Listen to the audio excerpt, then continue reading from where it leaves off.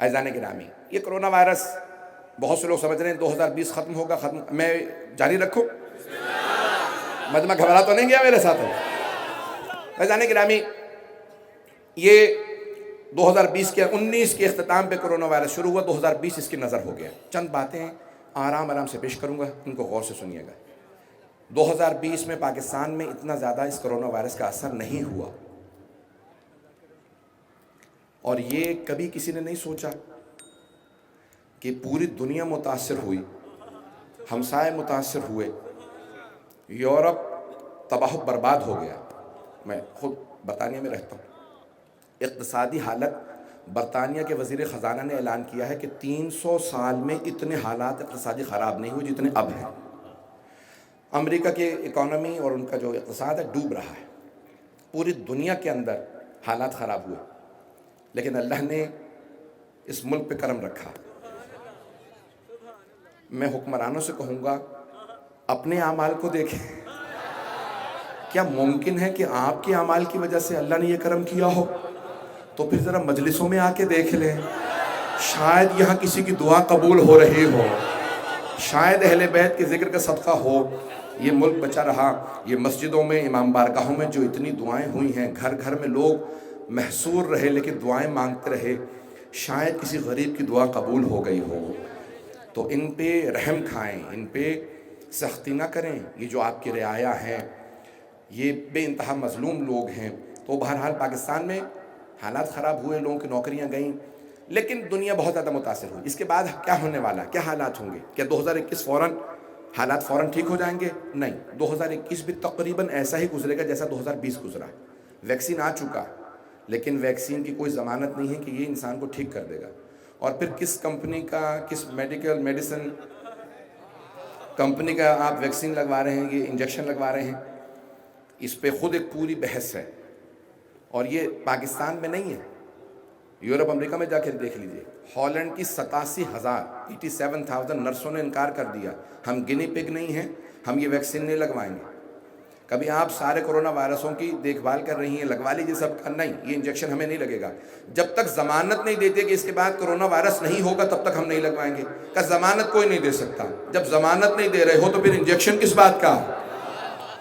یہ جتنی بڑی بڑی باتیں ہو رہی ہیں، تو یہ 2021 بھی انہی حالات سے گزرے گا۔ اقتصادی حالات اور بدتر ہوں گے۔ غریب ممالک کے اندر بہت سے کھانے پینے کی اشیاء خوردونوش، اس میں قلت آ جائے گی اور قیمتیں بہت زیادہ بڑھ بھی سکتی ہیں۔ میں کچھ سب باتیں نہیں کہنا چاہتا، نہ پریشان کرنا چاہتا ہوں، صرف آپ کو سکھانا چاہتا ہوں کہ اپنے آپ کو تیار رکھیں۔ نجات کی صرف ایک کلید ہے، ایک کنجی ہے، ایک چابی ہے، وہ ہے وابستگی محمد و آل محمد سے۔ ایمان کو تھامے رکھیں، اپنے ایمان کو مضبوط رکھیں۔ سنیں گے، برداشت کریں گے میں اور کچھ بیان کروں؟ میں تھوڑا وقت لوں گا، آج بی بی سے متعلق مجھے پیش کرنا ہے۔ تو عزیزان گرامی، ابھی حالات اقتصادی، پھر اس کے بعد یہ سب کچھ لایا گیا ہے ایک نیا دنیا کے اندر نظام لانے کے لیے، سیاسی نیا نظام آئے گا دنیا میں اس کے بعد۔ اب وہ کب آتا ہے؟ اور نئی دنیا نہیں بنے گی، جو 20 30 سال 40 50 سال بعد ہونے والا تھا وہ آئندہ 5 سے 10 سال میں سب کچھ ہو جائے گا۔ یعنی جو دنیا میں اقتصادی تبدیلیاں آنے والی تھی، اکنامیکل چینجز، پولیٹیکل تبدیلیاں، جو دنیا میں سیاسی تبدیلیاں آنے والی تھی کہ آئندہ چین دنیا کے اقتصاد کا فیصلہ کرے گا، یہ سب کچھ ویسا ہی ہوگا جیسا پہلا ہونے والا تھا۔ پہلے 20 30 سال لگتے ہیں، 5 سے 10 سال میں سب کچھ ہو جائے گا۔ مجھے پوری طرح سے احساس ہے کہ سب لوگ خاموشی سے مجھے بہت غور سے سن رہے ہیں۔ ایک پوری سیاسی اقتصاد کے لحاظ سے اکنامیکلی بہت بڑی بڑی تبدیلیاں آئیں گی۔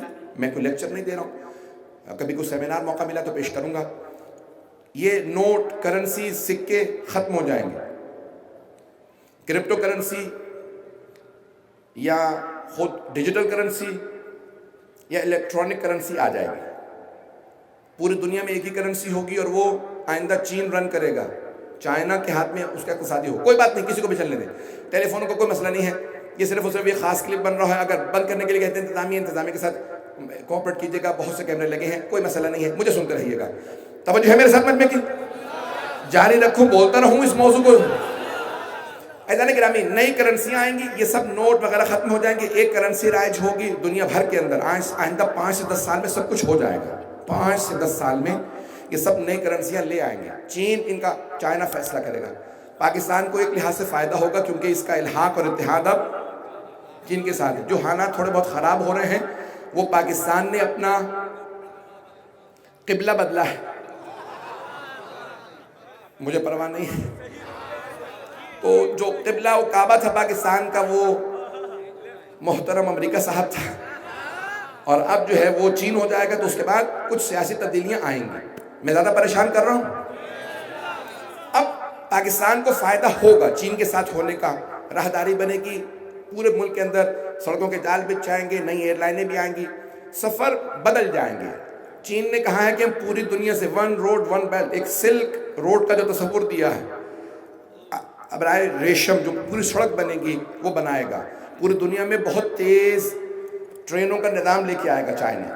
آئندہ کاریں آہستہ آہستہ ڈرائیوروں کے بغیر چلیں گی. میں نے خود کئی ممالک کے اندر دیکھنا شروع کیا کہ کاریں آنا شروع ہو گئی. آٹونومس کار کہتے ہیں، آپ اس میں صرف ایڈریس ڈال دیں، پتہ ڈال دیں، پہنچا دے گی.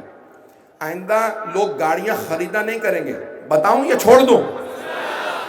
فیضان گرامی آئندہ لوگ گاڑیاں نہیں خریدیں گے. جرمنی میں یہ ابھی شروع ہو چکا. میں جب جرمنی گیا ہوں تو میں نے خود دیکھا ہے کہ آپ ایئرپورٹ سے اترے، ایک صاحب مجھے لینے آئے. میں نے ان سے کہا بھی سامان آپ نے لے لیا ہے؟ چل چل کے تھک گیا ہوں. کہاں جا رہے ہیں؟ کہا بھی گاڑی دور ہے. انہوں نے موبائل نکالا، گاڑی پہ لگایا، دروازہ کھل گیا. یہ کیا ہے؟ کہا مولانا گاڑی میری نہیں ہے، میں نے ہائر کی ہے، فون پہ کوڈ موجود ہے، لگایا ہے، دروازہ کھل گیا. اندر چابی موجود تھی، اسٹارٹ کی، الیکٹرک جو لگا ہوا تھا اس کے اوپر میٹر، اس کو فوراً اتارا. جس جگہ پہ مجھے لے کے جانا تھا وہاں اتارا. سامنے پارکنگ موجود تھی، وہاں پہ گاڑی پارک کر دی. آئندہ لوگ گاڑیاں نہیں خریدیں گے، اس طرح سے گاڑیاں چلیں گی بغیر ڈرائیور کے. دنیا کے اندر ہر 10,000 میں سے ایک گاڑی کا حادثہ ہوتا ہے. آئندہ وہ چیلنج کر رہے ہیں ہر 10 لاکھ میں ایک گاڑی کا حادثہ ہوگا. پریشان ہو گئے؟ اب تھوڑا سا اور پریشان ہو جائیں. اور لوگ تنگ کنجسٹڈ آبادیوں میں نہیں رہیں گے، دور دور چلے جائیں گے.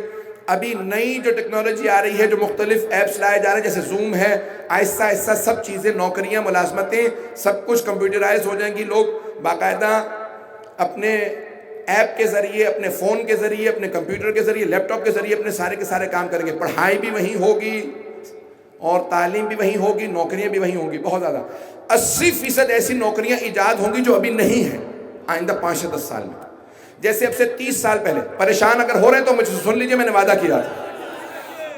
اب سے 30 سال پہلے اگر کوئی کہتا کہ کوڈک کمپنی تھی جاپان کی، فلم بناتے تھے، کیمرے ہوتے تھے جس کے اندر، اب نئے بچے نہیں سمجھے گے، پرانے والے سمجھ سکتے ہیں حضرات. کیمرہ ہوتا تھا اور اس کیمرے کے اندر فلم ڈلتی تھی، اسے فلم کہا جاتا تھا. ریل ہوتی تھی، تصویریں لیتے تھے. وہ ریل باقاعدہ تصویریں چھاپنے کے لیے لیبارٹری جاتی تھی، پھر باقاعدہ تصویریں نکالی جاتی تھی.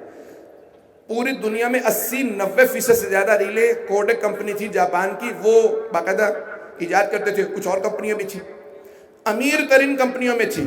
1996 میں بینک کرپٹ ہو گئی، ختم ہو گئی، دیوالیہ، ختم. کیوں؟ ڈیجیٹل کیمرے آ گئے، فون آ گئے، سب کچھ ختم. آئندہ تصویریں لوگ فون پہ دیکھیں گے، کمپیوٹر پہ دیکھیں گے، چھاپیں گے نہیں، پرنٹ نہیں ہوں گے.